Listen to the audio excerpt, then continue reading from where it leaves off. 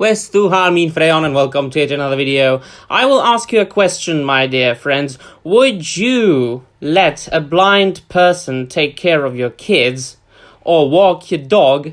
Well, me neither. And look at the screen, please. This is something very similar to what the developers of the upcoming Lord of the Rings, The Return to Moria video game are doing. Because they are hiring the Tolkien professor, or the expert, or one of the lords of the Shills, Amazon Shills that is, to be a consultant on their game. Once again, I have to thank Bounding Into Comics for providing me with this glorious article, into which we will now delve, and then I will provide you with my take on it. Tolkien scholar who praised Amazon's The Lord of the Rings, The Rings of Power, confirms he is consulting on Return to Moria video game. Tolkien scholar Corey Olsen, who is perhaps better known by his internet alias, Tolkien Professor. I absolutely laugh at people who are calling themselves Tolkien experts or have the balls to call themselves Tolkien Professor, especially after what he's shown on the internet. Absolute lack of knowledge, ignorance, my friends, absolute ignorance, and, of course, shilling the hell out of Amazon. But let us continue. And has previously espoused praise for Amazon's upcoming Rings of Power television series, has confirmed that he has been tapped to consult on North Beach Games' recently announced The Lord of the Rings survival crafting game, Return to Moria. Announced on June the 10th during the Epic Games Summer Showcase, The Lord of the Rings Return to Moria is set during the Fourth Age of Middle-earth, where Lord Gimli Logbearer has tasked a company of dwarves to retake the awe-inspiring dwarf city of Moria, otherwise known as Khazad-dûm or Dwerodelf.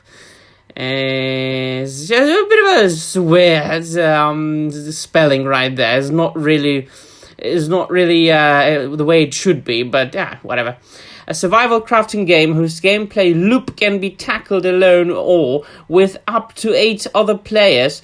Players will be tasked with creating their own dwarf, rebuilding dwarven settlements, and delving ever deeper into the city's procedurally generated depths in search of resources and lost treasures. Now, I don't know, what about you, my friends? I'm not much of a gamer. I only play about one video game a year at the moment. It's The Witcher 3. After a long time, I finally kicked myself to play The Witcher. But I don't know, even if Corey Olsen wasn't the consultant, I don't think I would play this game. It's not my cup of tea, this style of game. Nevertheless, let us continue. Players must also be ever vigilant to what lurks beneath them as they press on to learn the secret of the shadow.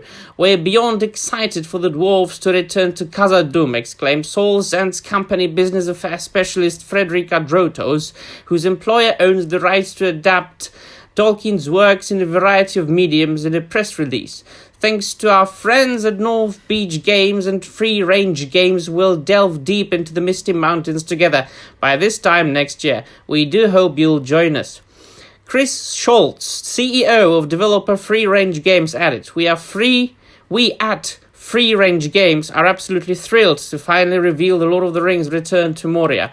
J.R.R. Tolkien and all of his creations within Middle-earth are near and dear to our hearts, and this project presents an amazing opportunity to create new experiences born from one of the greatest stories ever told, he stated before promising, We are pouring a lot of passion into the game to give players an unforgettable experience.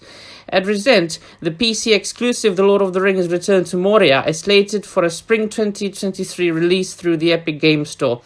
And in addition to this, it's going to be a PC exclusive game. I only play console. So let me know in the comments down below what you like to play on, if you prefer consoles, PlayStation or Xbox, Nintendo, or if you prefer computers. But here's the gist of the article.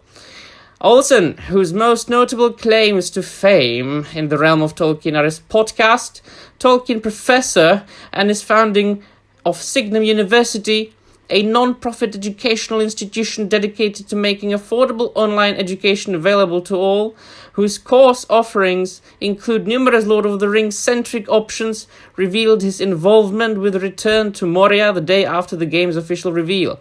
And he tweeted, "Yes, I can indeed officially confirm that I am consulting on this game." Olsen tweeted on June the 11th, "Building a fourth age story is a fascinating project and I am really impressed with the team's work so far. I think this game will be great fun. Of course, as a consultant, you were paid for it. Even if you did not like the game, you have to be positive about it."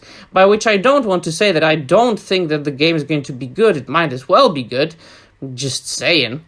Though Olsen's announcement was lauded by a fair amount of fans on social media, others still look it as a warning sign of what to expect from the game in regards to respecting Tolkien's work, as the Tolkien professor himself had previously applauded Amazon's upcoming The Rings of Power series.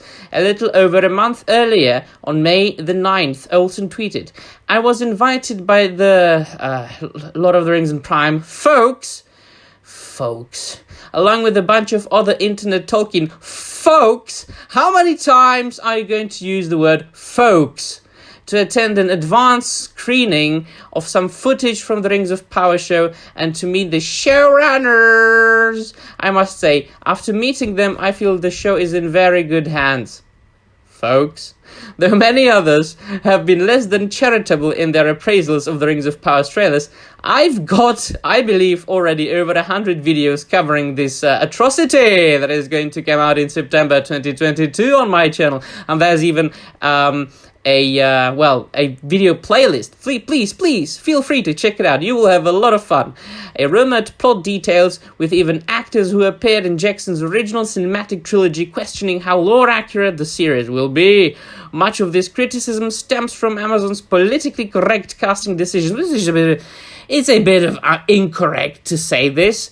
I mean, there are certainly people whose main problem is this, casting the very, very, very politically correct cast in a realm where they shouldn't be. But it's not the main question, it's not the main matter here, right? We all know that the main problem is the fact that Amazon only acquired the famous name. They acquired the name. If you hear some thunders, there is a thunderstorm outside. Thor is watching over me, my friends. Thor is watching over us. All right.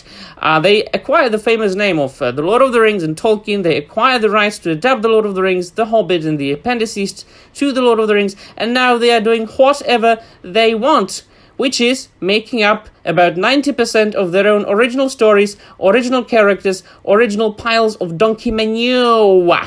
Now that's all. That's what we don't like. We want to protect the law here at European Law. All right. Which fans believe overrides Tolkien's original vision in favor of nothing more than appealing to hollow modern-day identity politics. It is, of course, a huge part of it. But as I said, once again, this is not the main problem here. Yet, even in the face of such criticisms, Olsen defended the series. His announcement met by an assertion from Twitter user LPana86 that, from what I've read, it doesn't seem they care much for the law, though. They don't. Absolutely not. You are correct, LPana86. My expectations are really low. And Olsen asserted, "Trust me, this is absolutely untrue."